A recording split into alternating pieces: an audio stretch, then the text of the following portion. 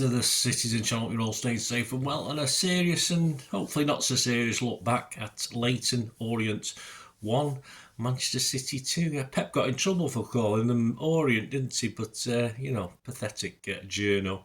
It's a bit sad when he sort of points that out to someone. I used to know him as Orient back in the day. Of course, they are Leyton Orient now, but a bit picky from that journalist if you've watched the press conference afterwards, anyway, to see what all that's about. But a bit churlish of the journal, but no surprise, is it, really? Yes, this was on the 8th of February 2025. 12:15 kick-off, nice and early. Yes, I think we still had sleep in our eyes playing this one, didn't we? Never mind watching it. FA Cup round 4. Pep's 11, 8 changes to the Arsenal game. I got 8. I was quite happy with that one, really, because I wasn't aware of Diaz coming back so soon.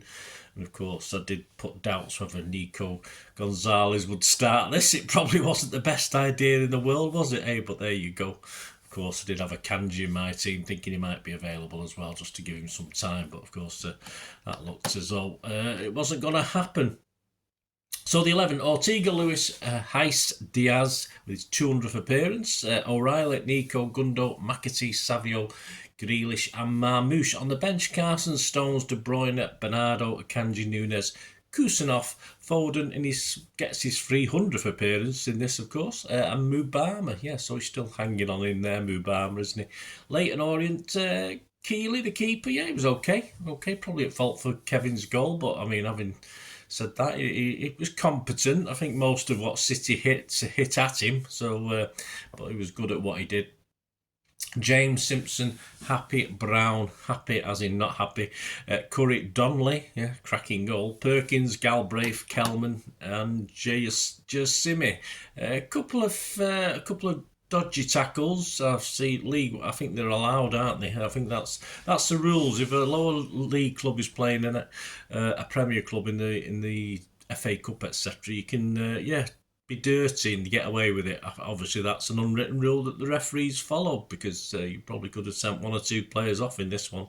But there you go. That's more Sunday League. I think I commented in this than the Premier League or League One.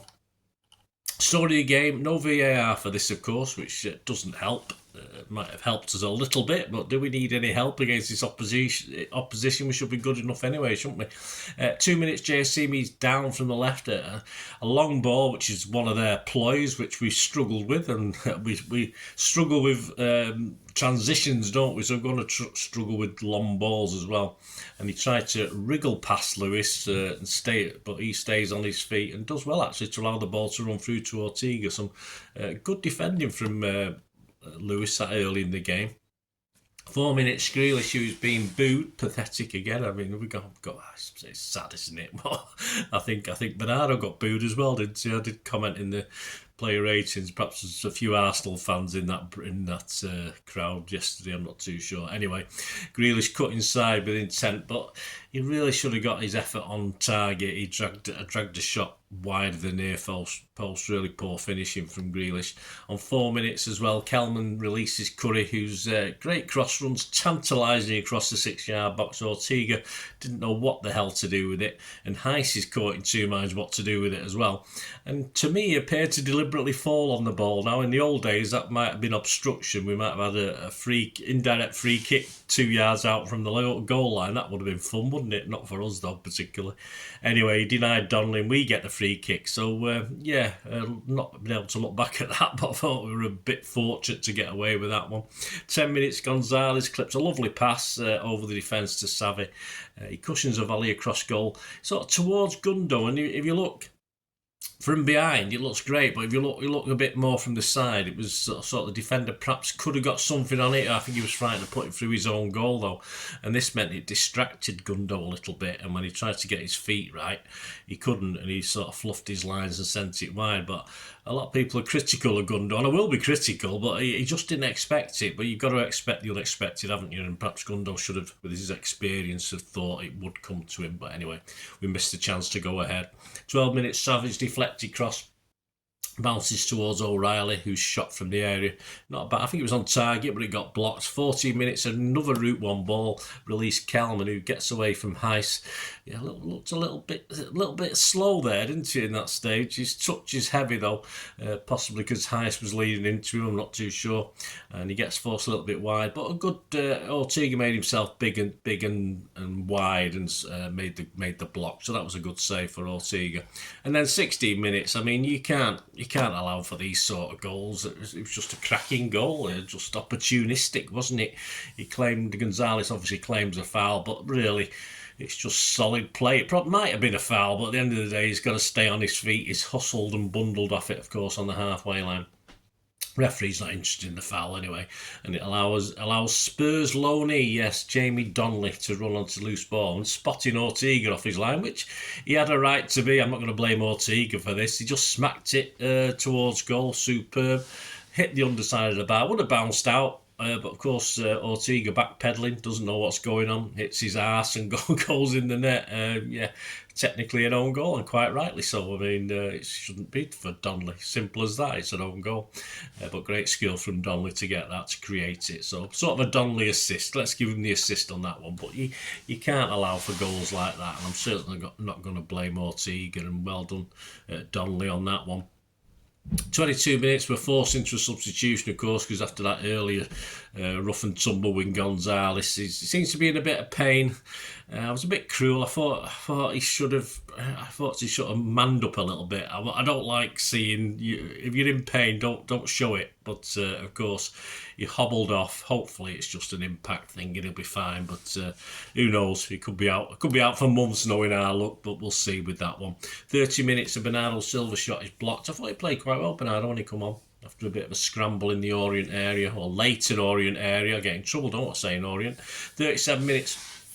Grealish teases a lovely ball to Bernardo beyond the far post, and a side-foot volley that beat Keeley, but it's cleared off the line. So yeah, I think there was another chance or two around that time as well. 39 minutes, Savvy whistles a half volley over the bar from the edge of the D. Yeah, he's still not quite hit the, he has scored, we'd always scored, but he's still prone to hit him well over the bar, isn't he? 40 minutes, Savvy, another shot blocked on the edge of the area after making a great run behind. I think his first touch wasn't that fantastic. If it had been, it would have been better, but his sort of touch allowed a couple of defenders to get within range of him. 42 minutes, Kelman gets away down the left, puts the ball back to Perkins, just inside the D, about 15 yards out, and he puts the first time shot over the bar with his left foot. He probably should have done better, but he's probably watching Savvy, wasn't he? 42 minutes, McAtee booked for a foul, although Orient had got away with 2 or 3 fouls before then. Again, that's the rules of refereeing when you've got a Premier League against a League One team, etc. They got away with murder till then, but we didn't, of course. Plus 6 minutes injury time for the first half. Savage delicate outside of the boot cross on 48 minutes, so 3 minutes injury time, was volleyed towards goal by Marmouche, but of course Kelly was just in the right place at the right time, and of course kept it out. Marmouche could have probably hit it a couple of yards either side and scored a goal, but yeah, he did well to get anything on it, and the goalkeeper was well repositioned, if you like. 49 minutes, an Orient corner clear to Donnelly, and this time he hits a stinging half volley that sort of, again on target I think, but took a deflection, and Ortega manages to gather it. So half-time, a pretty awful 1-0 down, pretty embarrassing, but there you go. Second 45, double substitution, Stones and Kusanov are on for Heiss and Ruben Diaz. Believably planned, certainly the Ruben Diaz bit was planned anyway. Marmouche, weak shot on the turn, is saved comfortably by Keeley on 47 minutes. Donnelly played a nice pass to that bit of a thug Galbraith, who sent a nice cross into the corridor of uncertainty, and of course Callum was about to tap in at the far post, but Kusanov got back, did really well to poke the ball away. Well done, that man. It's improving, isn't he? Gets even better in a minute for him. 53 minutes, a loose ball runs to Gundo, whose pass-stroke shot, because he likes to pass it into the net, doesn't he? From the edge of the D is blocked, but Lewis skies a rebound over the bar. Again, another one been watching Savvy. Orient bring on a 40-year-old on 53 minutes. This guy turned 40 the other week. Piss well and truly taken by Orient, I'll call him after that. 56 minutes, Marmouche makes a great run. Good long pass from O'Reilly, and Keeley's out fairly quickly to deny him. And we take a quick corner on the left and work the ball to Lewis 22 yards out, and his shot is going straight at Keeley, of course, until it hits the unsighted Kusanov. I don't think he knew too much about it, although it bounces into the corner. He celebrated like he meant it, Kusanov, didn't he? Why not? First goal for City. Well done, mate. Right place, right time. I don't think it would have gone in the net otherwise from Lewis's shot. 59 minutes, Donnelly's curling free kick volleyed just past the near post by Kelman. They had plenty of chances, didn't they, to do that? Certainly better chances than we had. 8 yards out, it was another good half chance missed. 62 minutes, neat play. McAtee this time pushes a short pass into the area for Marmouche, who tries to turn goals down. It looks like a foul, probably is a foul on replays, but play continued. And then McAtee again flicked a shot cleverly with the outside of his left foot, but not so cleverly.